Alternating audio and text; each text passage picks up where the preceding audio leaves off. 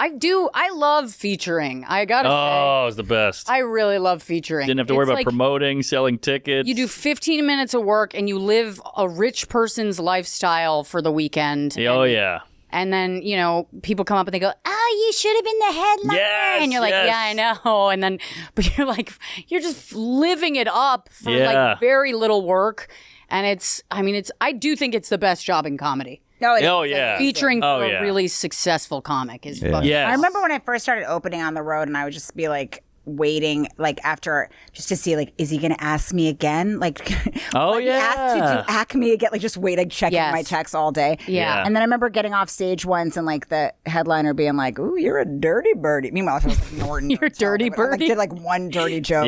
Oh, you're a naughty little bitch, But it is kind of nice, I will say, as when Norton's if you had a dick we could take this to the next level, but I don't know. That's an old-timey thing, no offense, but I remember those days where you had to audition for the headliner. You wanted him to like you, or you wanted her to like every single one. For me, it was everyone. It wasn't as much as auditioning, but it was I would. It was I would. That was my whole life. So it's just if he asks me to do another disgusting weekend, for $500, then that's a win. Oh my god! I remember being I hope Spanky Brown thinks I'm funny. Yeah, exactly. But you really did. Yeah, you really did, and those fucking weekends made you a pro. Those weekends made you give a shit about setting up the headliner. It's not just about doing well, but you want them to be this guy gave me a good crowd. Mm-hmm. I hadn't even done the road, and then started featuring for Amy, and then started headlining my own, and I was like, oh, this is a fucking rude awakening. I did this the wrong way, where I should have been doing these shitty gigs, then done that, then gone back to the shitty gigs. Because, once I was doing, headlining gigs at these, shitty clubs, I was like, this sucks ass. I didn't realize how fucking rough this was. Oh, yeah. You remember you think you have way more time than you do? Yeah, I thought, being on the road and it sucking was, a myth and a story comics were telling. Oh, no. And I got on the road and I was like, oh, my God. Papered rooms. But I started so young that I was like, this is cool. Just being in a hotel to me was fucking cool. I remember it took me a while. My mom would call and be like, this isn't the life you want. And I'm like, I think I'm too far in at this point and we were young. We were young, but I think she saw the writing on the wall. If this doesn't work, you are going to have a sad fucking life. Oh, I was like, I know. Yeah. I don't need the reminder. Yeah. I have these thoughts. You'd see I'm listening to Tom Waits. Right. See those headshots in a club, and you're like, ooh, I'm scared of being that guy with the mullet who's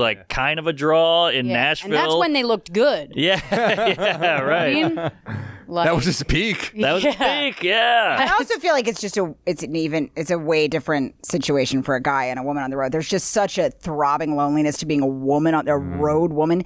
And all my time in the road, in the years where a guy would just be crushing ass, I don't remember one man just even glancing at me. Oh, come on. Never. Now this is a peeve. People comics always do this. They go, no guy ever hit on me, blah, blah, blah. And then one guy hits on you, go, there's too many creeps in this club. Which one is it? No, I want them to. Are you kidding? Oh, come on. I want anything I can get. It's still there, damn it. Big fucking shiny forehead. Fuck you. Fix that. I want a Paris filter instead of that. By the I don't way, want to be a human being. Make me a Paris filter. I got a fucking peeve, too. All right, hit me. No, but oh, sorry. Go ahead. No, go ahead. I just want to respond to Mark. That we're not making it, or at least I'm not making If it. Salacuse hit on you at the Zanies in Nashville, you'd go, it's hard being a woman. This weirdo's hitting on me. I would immediately be like, stick it in, but I would download that to continue my self-esteem. That would get Okay. Yeah. I've had a few female headliners I work with were like, everybody here's hitting on me. I hate it. This sucks. And you're like, all right, I'll stop. And then they'll be like, no guy ever hits on me. And I'm like, you can't have it both ways. Here's what we're saying. Comedy crowd. Here's what we're saying is that based off of how well we just did, we think that we should be getting hit on more than we are. Got it. We're not saying no one ever hits on us. Okay. We're saying this is crazy because I've seen male comics do worse than I just did and get pussy thrown at their fucking nose. You know what I mean? Sure. Yeah. And we are... Our bar is lower too. Maybe. I'd go wheelchair lady. That's true. Well, I know. Yeah. But Their listen, friend you in the get lonely crutches. enough. on the Wheelchair road. lady Your in some bar- hotels. your bar That's gets true. pretty. They don't have good. They don't have elevators. It's a whole thing. You know, it's a. Wheelchair lady It'd is be tough. amazing. It could be tough. I put a broomstick right in that wheel. She can't go anywhere. I used to date this Russian guy, and the mom would complain about when they first came to the country, and she used to go, and then, my daughter Marina, she had no friends. She was like friends with wheelchair people.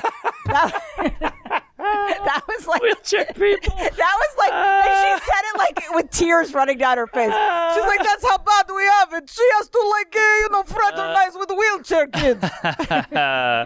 Oh my god. That's what it says on the parking spot. Wheelchair people. God damn. Man, that is hilarious. That's the Special Olympics is now called wheelchair people. I will say, being a single male road comic is fun, It was fun. and I totally get that. Yeah, not being a woman on the road. Of course. There's definitely. I remember Ida Rodriguez. Man, we were on a road gig years ago in like fucking. I want to say like Puerto Rico or some shit. We were somewhere weird.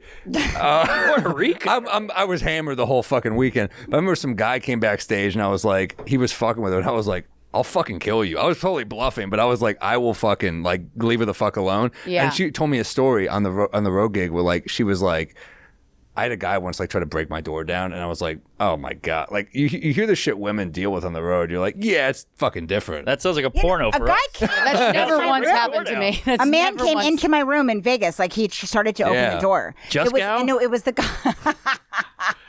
That's a deep cut. No one's gonna get that. I said, a man, not a lovely lady. Again, if Juskow hit on you on the road, you'd go, "This fucking." I mean, nothing would make me I'm feel gonna text safer her and than ask what the fuck Juskow that hitting was. on me. All right. And then if I woke up in the dead of night and Juskow was like strumming a show tune on my bed. Oh. I can't remember you gotta like a jump out single the time window. that something that creepy has happened. No. There was once, but it was a different kind of creepy. It was not sexual. It was a guy came up and was like, "Hey, Rosebud, can you sign this?" And it was a book. And I was like, "Well, I haven't written a book." So I looked at it and I was like, "What is this?" And he was like, "It's just a book." And I was like, do you want me to like sign like a picture or something? And he was like, "No, you could just do this." And I was like, "No, I can do it just like on a piece of paper for you or something." And he was like, "No, I just wanted to get like your signature, in case something happens to you and Andy like needs your signature." What? And I was like, "What the fuck?" And I was just like, Weird.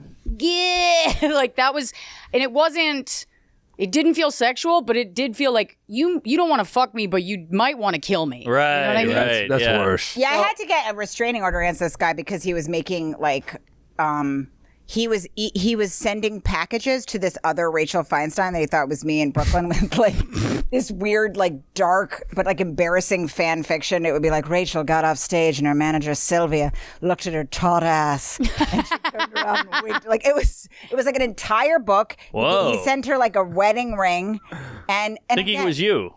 thinking that it was me. Got it. And then she reached out to me and she's like, "Hey, I filed a police report. I've been getting a lot of packages from somebody and she was so annoyed too. I wasn't like, The cops are like, this guy's a good writer. Yeah. This is good writing right here. no, I mean, he was like, I shouldn't talk about this probably, but like, yeah, no, he was in a trailer park and the cops just like knocked at his door. They were like, "Yes, you got to stop sending these packages." Yeah. He was doing he was like painting me a lot, like, but What? they also weren't You had that someone flattering. paint you? They weren't that See? flattering. I Was it- would fuck this lady. He was like homelish at best. He lived in the woods. Oh, that's bad. Was he painting that Yeah. Eastville picture of you? That was I hope not. kind of a rough one Please there, switch huh? that out, you guys. Thank you.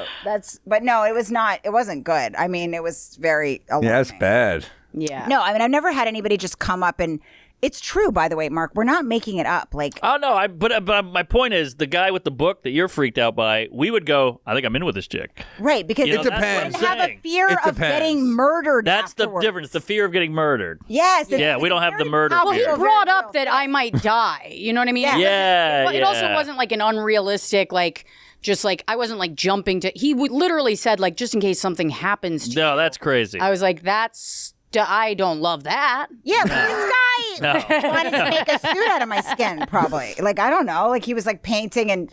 I mean, it wasn't good. He was living in the woods. Like, he was throbbing with. How many acres on the woods? Yeah. What are we looking at? How big was his compound? Right. By the way, like of all the people that like since I started dating Pete that have like there's been a few situations like that where a guy's been kind of alarming. And I'm like, one time I got into a guy's car because he pretended like he was an Uber when I was leaving a club. Whoa. And I called Pete and I was like, I don't know if this guy's the Uber. I'm just a little worried. And Pete was like, I'm sure it'll be fine. I fell fast asleep. I was like, I'm going to send you that. Like, and it wasn't, by the way, I convinced the guy to like take me back, but it wasn't in any way an Uber. Like, he was just, and Pete it was a dude who was just trying to pick up chicks as a fake Uber driver. And Pete was like, sure, it'll be fine. And he took you home? Sure. He took me back to the hotel. What I'm hearing is you got a free ride. That's all I'm hearing. Free ride. Yeah. Okay. That's female privilege. To get in a car and be like, oh, this guy's not an Uber, and I don't know whether or not. Like, what did you? He was a guy that was like quaking with mental illness who was at my show earlier and wanted to be my Uber, which I still think is kind of flattering if you're out there. That's true. But, because he didn't rate me, and I just want to say thank you so much. That's so sweet that you didn't rate me. Who has better adjectives than Rachel? Throbbing, quaking, wildly. Truly the best adjectives in comedy. Quaking mental illness. Yeah. That's wild.